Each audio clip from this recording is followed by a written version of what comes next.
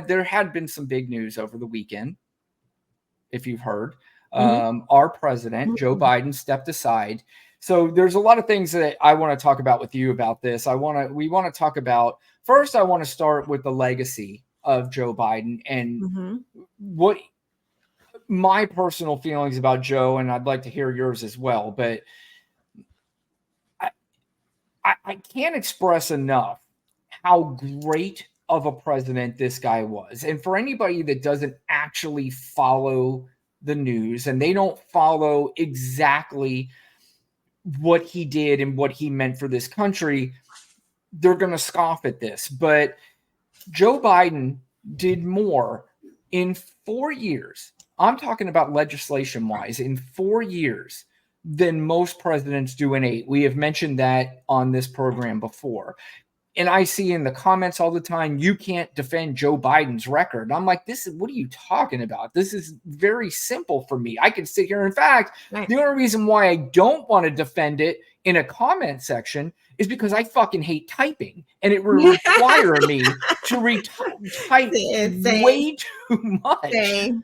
So, Same. that's the only reason why I almost don't even want to engage in that. So, what he has done, first of all, the fact that he beat Donald Trump the first time, and at first it was against all odds. It didn't even seem like Joe Biden had a chance to even become the nominee. You had the first two election cycles, or you had the first two primaries, and Joe Biden didn't even finish in the top 3 or 4 or whatever it was.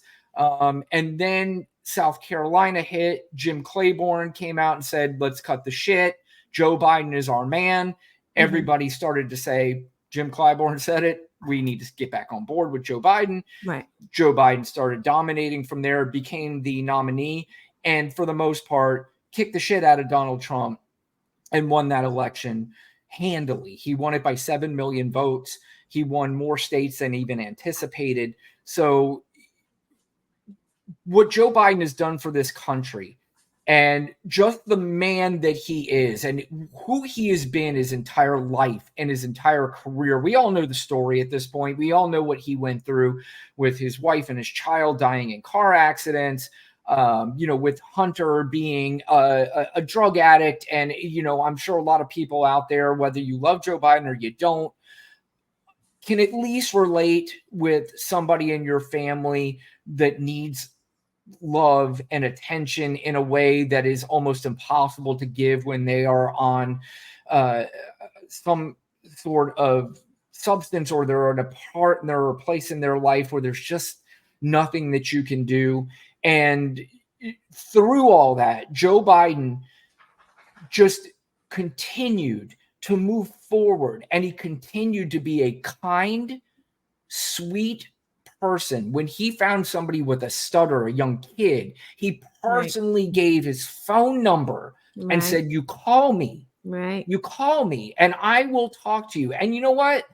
Every report says sure enough, that sumbitch picked up the phone every time and would talk, to these people, because he genuinely cared. He cared about people. He cared about his family. And he cared about this fucking country. And for anybody to say anything bad about Joe Biden, if you want to make fun of his age, make fun of his age.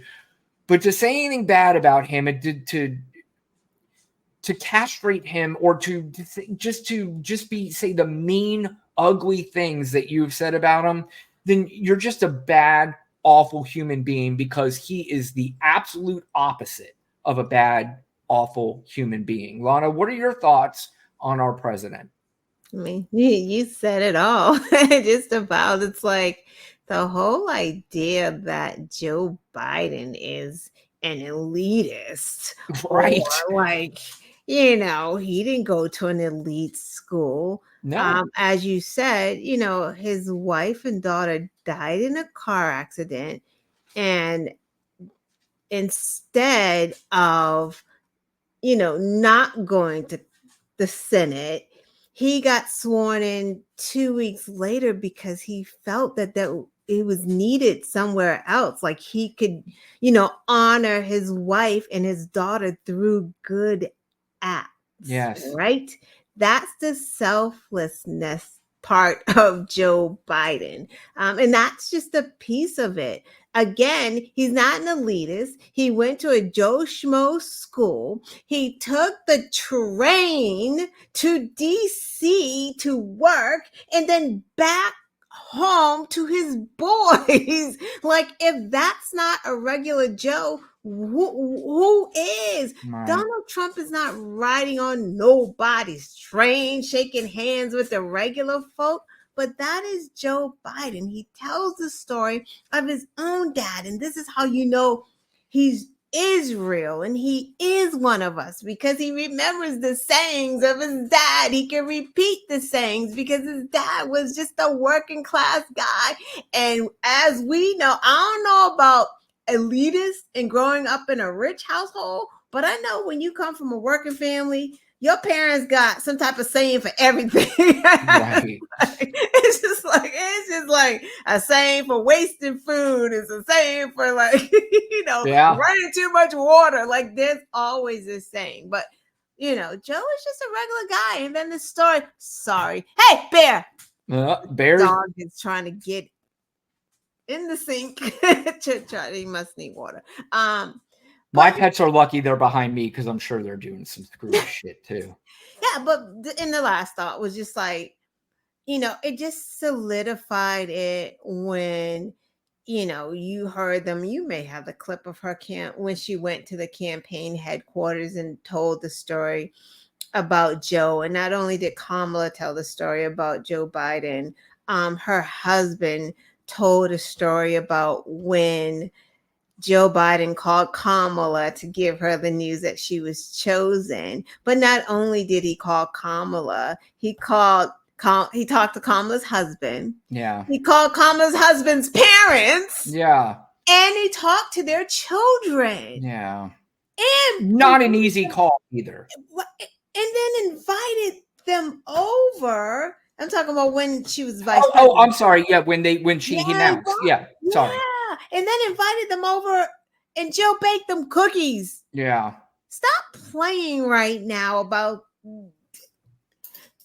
these two people aren't the same relative to politics, and these fucking two people are worlds apart. The only thing that they got in common is they're old white men. Yep. That's it. Lana, I'll be honest with you. I had zero interest in even mentioning the other guy in the same breath as Joe Biden, because it's not even worth the comparison. I know. We're in a world of politics now where you are automatically supposed to hate the other side, and you're sort of programmed to that. You and I we've talked about this before. We don't hate anybody, but the other side to us, we see as evil. They see the same with us, but again, the comparison is not even close. I mean, if you just look at the two people, they're just, again, I don't even want to compare them to, because this is more about Joe Biden. I don't even want to talk about that other guy right now. We'll talk about him a little bit later, but I want to talk about Joe Biden. I just want to talk about, man, I will say he exceeded the expectations of everything that I ever expected in a president. And in my lifetime, when I really started to kind of understand who the presidents were, I mean, I knew Jimmy Carter, but I was still like, I wasn't even 10 years old yet. But I started to know, I knew Ronald Reagan, you knew the first Bush, you knew Clinton, you knew the second Bush, you knew Obama, and you knew Trump. And now you know Biden.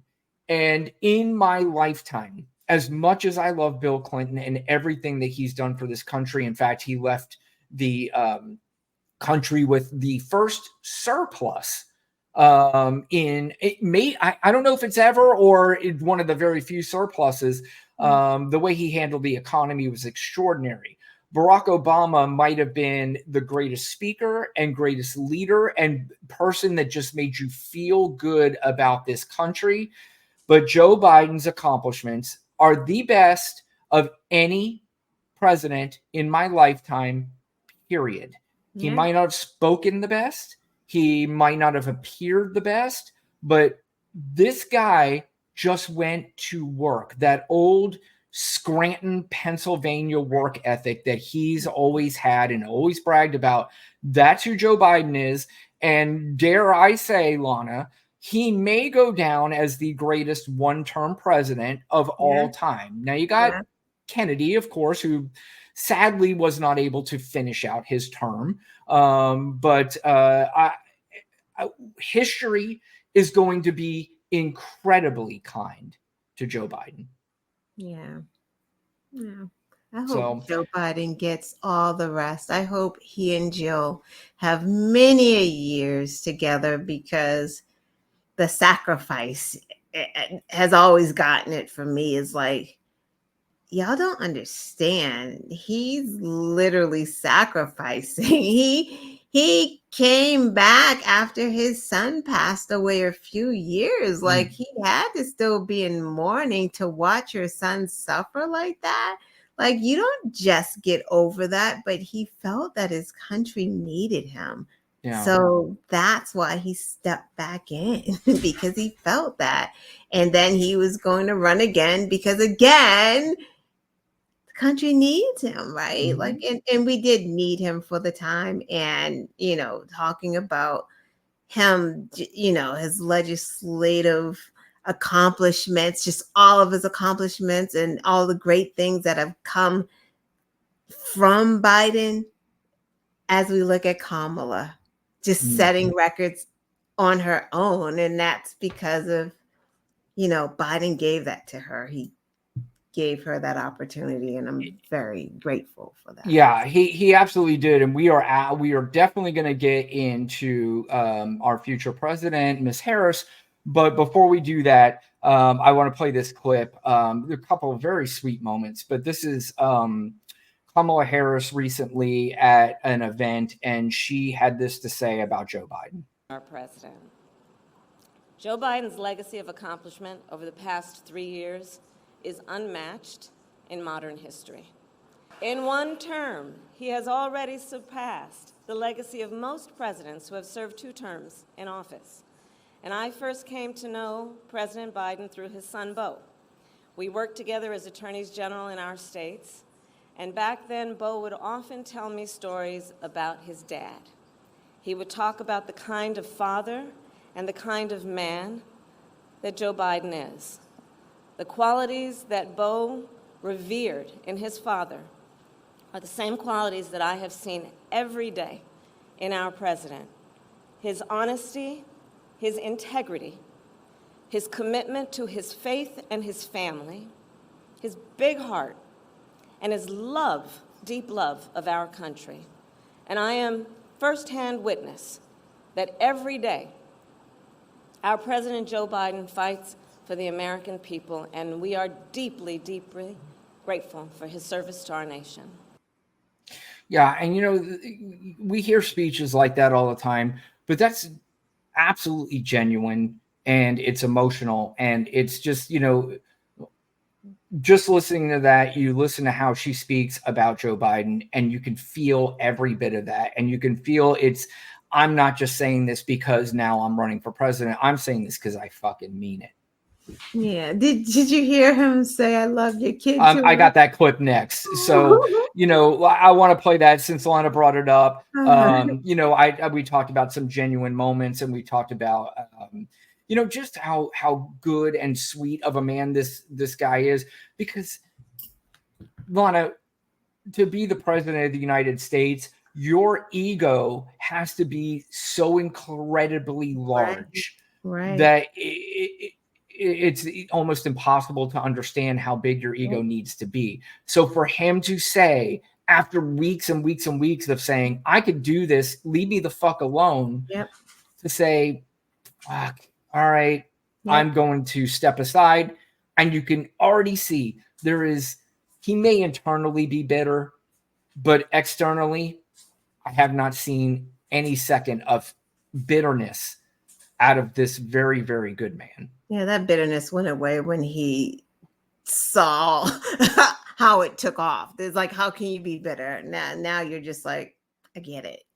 Yeah, I mean, maybe, you know, and again, because the ego thing, an ego that large may have a hard time being able to accept that. But maybe at an age when you've gone through everything and you talk Right. about wisdom and you Yeah. talk about, Absolutely. understanding, maybe it is a part of him that goes, yeah, I see it. So let's play this clip real quick. A very, very, very sweet moment between Kamala Harris and President Joe Biden. It is so good to hear our president's voice. Joe, I know you're still on the call, and we've been talking every day. You guys heard it from Doug's voice. We love Joe and Jill. We really do. They truly are like family to us. And we do, everybody here does. It's mutual.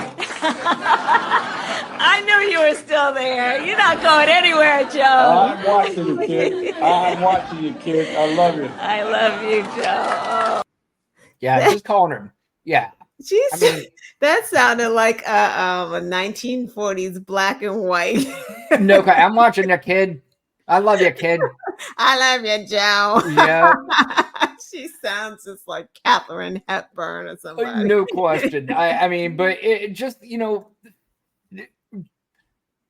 could you ever see Mike Pence up there because the torch was passed from Donald Trump, and Donald Trump calls in and says, I love you, I'm watching you. I mean, let's think about the differences between Joe Biden and his vice president and Donald Trump and his vice president. His vice president is not even endorsing him.